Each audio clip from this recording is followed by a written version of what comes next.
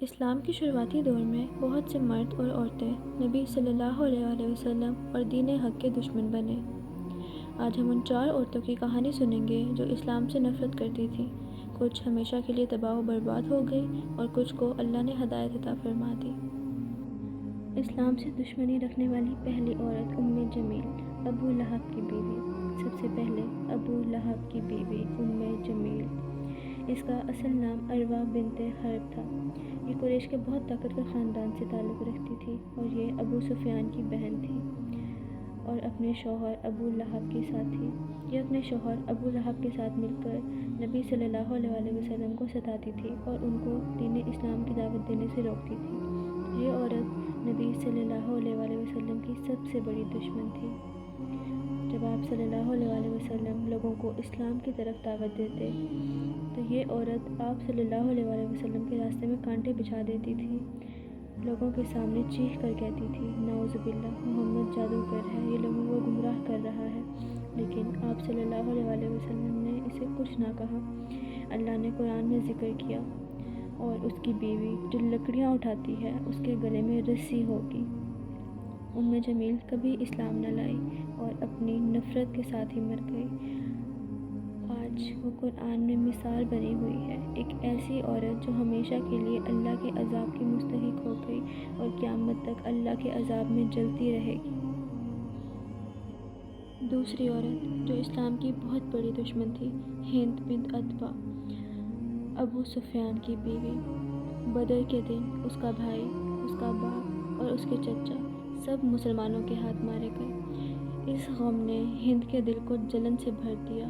وہ دشمنی کی آگ میں بہت آگے جا چکی تھی۔ وہ قسمیں کھاتی تھی، آج میں محمد صلی اللہ علیہ وسلم کے لوگوں سے بدلہ لوں گی۔ غزوہ احد کے دن جب جنگ برپا ہوئی، ہند نے دیکھا حضرت حمزہ رضی اللہ عنہ اسلامی لشکر کے شیر شہید ہو گئے ہیں، اور اس نے غصے میں ان کا جسم چیرا اور ان کا جگر چبا لیا۔ سوچو، ایک عورت اپنے غصے میں، اپنی نفرت میں کتنا دور چلی گئی۔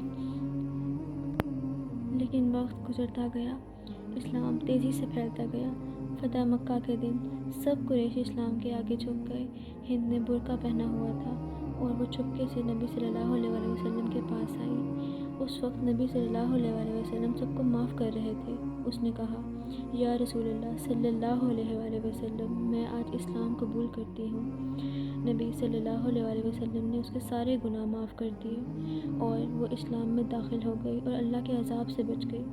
جو عورت اسلام کی سب سے بڑی دشمن تھی، وہی بعد میں نبی صلی اللہ علیہ وسلم کی وفادار صاحبہ بن گئی۔ یہ ہے اللہ کی قدرت، اللہ نے اس کے دل میں ہدایت ڈال دی اور وہ ہمیشہ کے لیے اللہ کے عذاب سے بچ گئی۔ تیسری عورت جو اسلام کی بہت بڑی دشمن تھی، ام کہفہ، حضرت ابو بکر صدیق رضی اللہ عنہ کی والدہ۔ اب آتے ہیں حضرت ابو بکر صدیق رضی اللہ عنہ کی والدہ کی طرف۔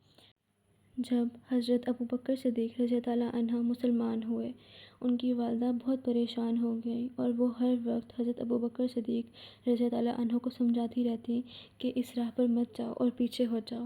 وہ کہتی تھی، بیٹا محمد صلی اللہ علیہ وسلم سے دور ہو جاؤ، قریش تمہیں مار ڈالیں گے۔ وہ ڈرتی تھی، وہ اسلام سے دور تھی اور اپنے بیٹے کو بھی روکتی تھی۔ لیکن حضرت ابو بکر صدیق کبھی نہ ہلے، ان کا ایمان مضبوط رہا۔ وہ ہمیشہ حق اور سچ کے راستے پر رہے، یعنی اسلام کے راستے پر۔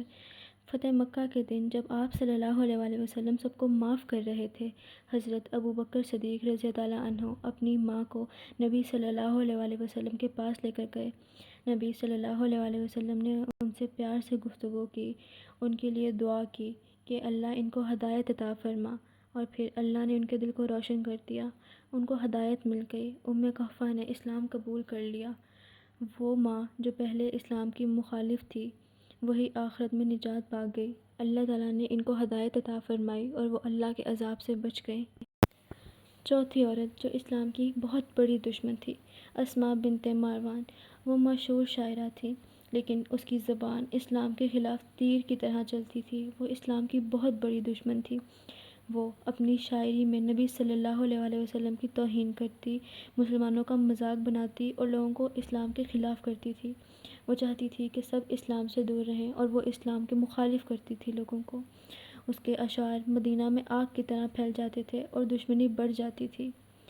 جب اس کی زبان حد سے زیادہ بڑھ گئی تو اس کا انجام بہت برا ہوا۔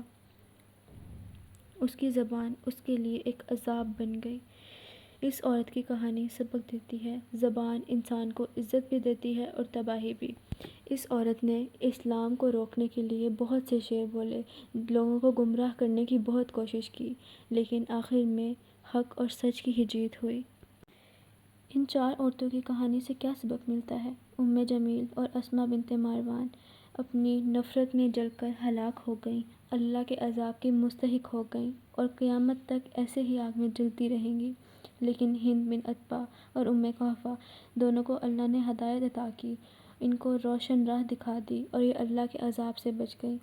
سب سے بڑا سبق یہ ہے، اللہ جسے چاہتا ہے ہدایت دیتا ہے اور جسے چاہتا ہے گمراہی میں چھوڑ دیتا ہے۔ اس لیے کبھی کسی کی نفرت میں اتنا آگے مت بڑھو، شاید آج کا دشمن کل کا دوست بن جائے۔